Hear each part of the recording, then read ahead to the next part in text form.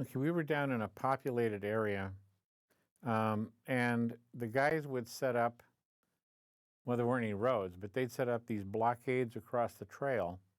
And as civilians came, they would search them. And of course, they'd steal any money or anything we could get from them. And one day, these guys got a 16-year-old girl, and they brought her back to where we were. And then for 2 nights, they beat her and raped her. And then on the third morning, well, the third day, they took her outside the compound and told her to run so they could shoot her, because any running person was the enemy. And she knew not to run, so she wouldn't. So they backed up and threw a grenade by her feet, and it rolled up, and when she saw it, she put a hand over her eyes and her arm across her chest. And when the grenade blew up, it blew one leg off and shredded the other one. But she was still alive, so they went up and shot her twice.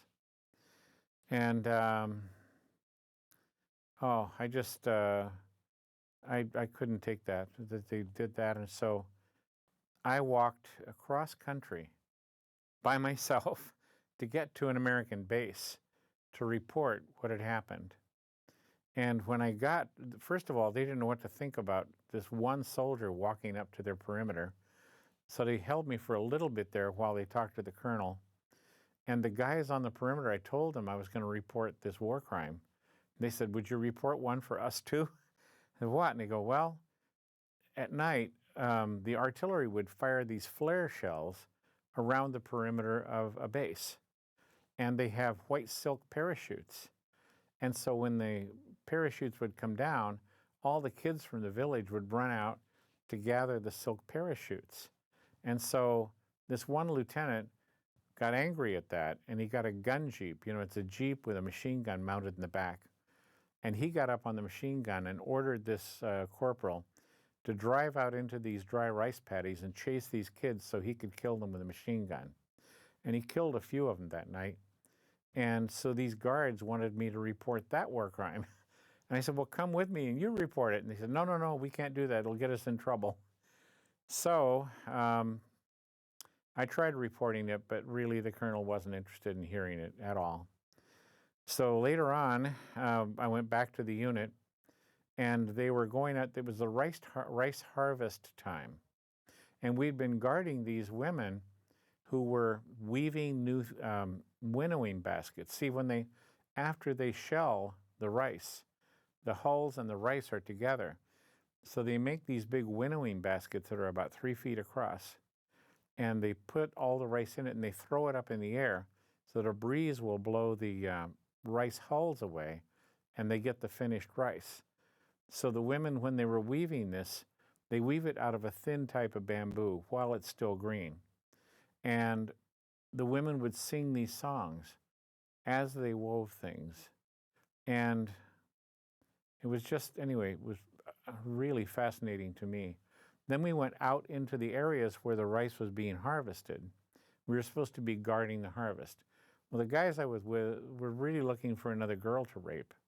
So we got to one crew, and there was this unusual looking girl, very attractive, but the Vietnamese are very racially prejudiced against the mountain people, the Montagnard, because they have dark curly hair and they're smaller and they're dark-skinned, and so they're racially prejudiced. But there was a girl that was half Montagnard and half Vietnamese, and so they decided to take her and rape her that night. And I was acting medic, and so I was carrying the aid bag, and they had me guard her as we moved along. And we stopped for our first rest break, and I noticed she had a cut on her foot. So I got my bag out, and I cleaned the wound, and I put a bandage over it. And she watched me do all that, and then she stared right into my eyes and reached down and peeled off the bandage and threw it down. It's like, "I'm not going to wear your American bandage." And so I really admired her spirit, and I fell in love with her right there. I couldn't let them do that to her. I was not going to let them rape her and kill her like the other girl. But I didn't know what I could do, I was trying to think of all kind of alternatives, Maybe we could get near some jungle and I could step into the jungle with her and surrender my weapon to her or something. I mean, I didn't know how I was going to save her, but I just couldn't let these guys do that to her. And as we walked along, I was trying to think. Finally, the guys up in the very front found a little farm shed. And when they opened the door, this explosive went off, but it didn't explode. It just burned very quickly and gave them flash burns on their face and arms and hands. And so they started screaming, and they were screaming medic.